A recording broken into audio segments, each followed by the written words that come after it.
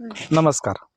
अ, मी परशुराम आगिवले आणि आज इथे जे पाहत आहे हे हरभऱ्याचं पीक आहे. कोकणामध्ये ही पिकं बहुधा कमी घेतली जातात आणि SRT पीक पद्धतीमध्ये विविध पिकाची रचना कशी आहे ते त्यापैकी एक हे पीक आहे. तर हे पीक लावायचं कसं? थोडक्यात मी असं म्हणेन की अगोदर शेतामध्ये पूर्णपणे जे भात कापल्यानंतर म्हणजे कोकणामध्ये खास करून कोकणामध्ये भात कापल्यानंतर भाताचे चूड वगैरे फुटवे येऊन द्यायचं, गवत उगू द्यायचं. पूर्णपणे ग्लायफोसेटने अगोदर शेत क्लीन करायचं.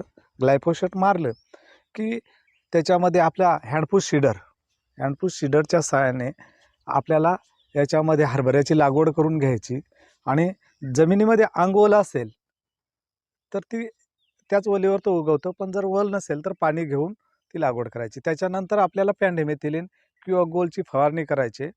गोलची फवारणी केली का त्याच्यामध्ये जेव्हा तण येते 15, 20, 25 दिवसांनी, त्यावेळेस तुम्हाला एजेल किंवा टर्गा सुपर या तणनाशकाची फवारणी करायची आहे.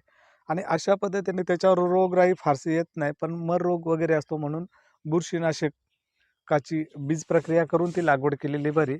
आणि गाठी अळी वगैरे असते तर त्याला इमॅमेक्टिन बेंजॉइड वगैरे अशी कीटकनाशक त्याला फवारणी करायची असते. आणि बघा, तुम्ही पाहत असाल की SRT पद्धतीमध्ये किती सुंदर हे हरभऱ्याचं पीक आले. तर शेतकऱ्यांना आपल्याला कोणतीही पीक पद्धत घ्यायची असेल तर त्या पिकाचा पूर्ण अभ्यास करावा आणि मगच त्या पीक लावा.